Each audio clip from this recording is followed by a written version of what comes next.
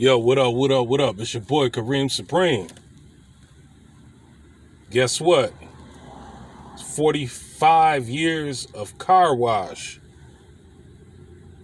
Car wash. Working at the car wash, yeah. Yo, this is one of my favorite movies of the 70s. Matter of fact, this has got to be my most watched movie of the 70s. I remember when I was a kid, me and my brother, we used to watch this over and over. I mean, to the point where we had the whole movie, we had all the lines of the movie memorized. I mean, from beginning to end.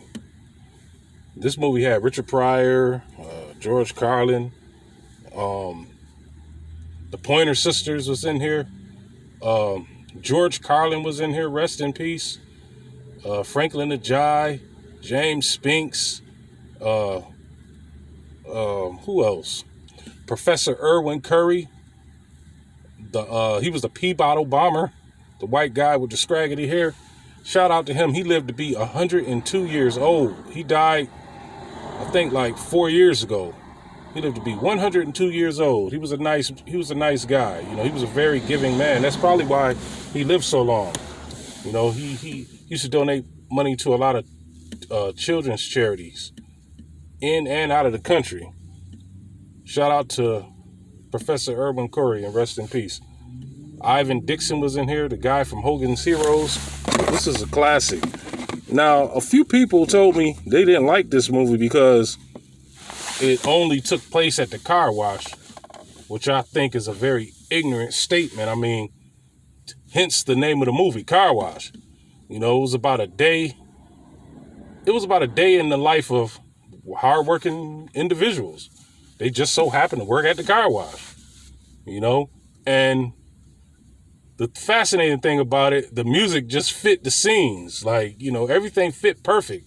The jokes, the music, you know, things.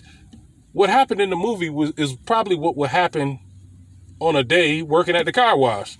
You know, you never know who you're going to see. Just like the lyrics in the song.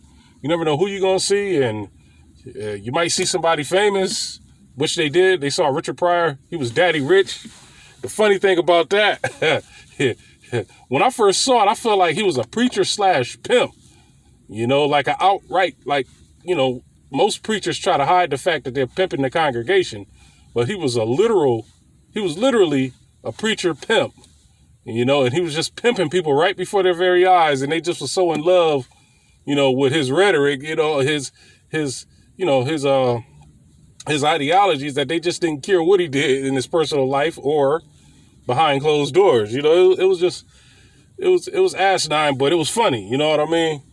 And my favorite part of the movie is Bill Duke. He was in here. He played Dwayne. Abdullah.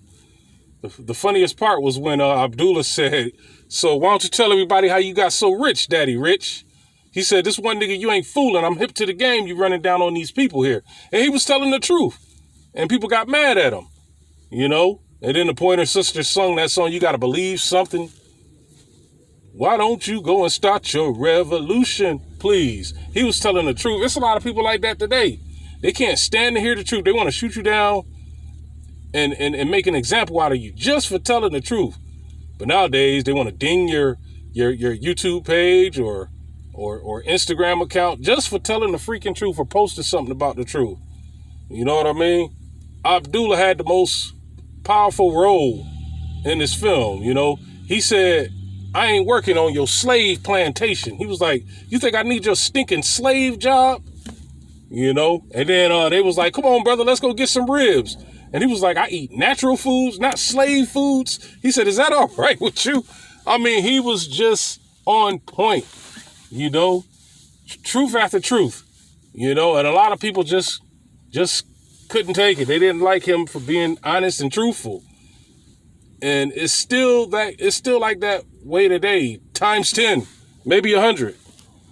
But yeah, I don't want to bore y'all too much, but this movie is a classic. I'm about to go watch it right now. You know, it's about 11:45 in the morning, of course, AM. And I think I'm gonna watch this movie before I go to work. I work second shift, so This is about what, a 2-hour movie, something like that. Hour and 36 minutes. Yeah, I'm gonna go check it out. Relax, eat me some lunch, and then go to work. Yep. Check out Car Wash. Shout out to the director. What's his name? Michael. What is his name? Michael Scopes. Matter of fact, him and the hooker that played in this movie, they were husband and wife. I forgot the hooker name. I think her name was Lorraine or whatever. The one that was in the bathroom damn near throughout the whole movie. I forgot her name. I think it's Ren Woods. Yeah, she was the wife of the director. And yeah, I thought she had a nice body. Whatever. Y'all might disagree, but whatever. But there was some deleted scenes. Danny DeVito was in this movie. There's an alternate version of the DVD somewhere. I can't find it. Which contained the deleted scenes. And they cut out Danny DeVito's scene just so it could fit on VHS and on DVD. But when they showed this on TV back in the late 80s, early 90s, I saw it at my grandmother's house, and I'm like, hey, I don't remember these scenes. Danny DeVito was in it. He got into an argument with his girlfriend, and they broke up, and the hooker and Danny DeVito's girlfriend was singing about Joe. They were crying. Not singing, I'm sorry. They were crying about their Joe, because remember, the hooker wrote on the bathroom mirror, she misses Joe, and she was on the phone looking for a Joe, and they couldn't find him. Check that out. Look for that deleted scene. You might be able to find it on YouTube. Yo, if y'all do find it, let me know. Holla at your boy. Peace.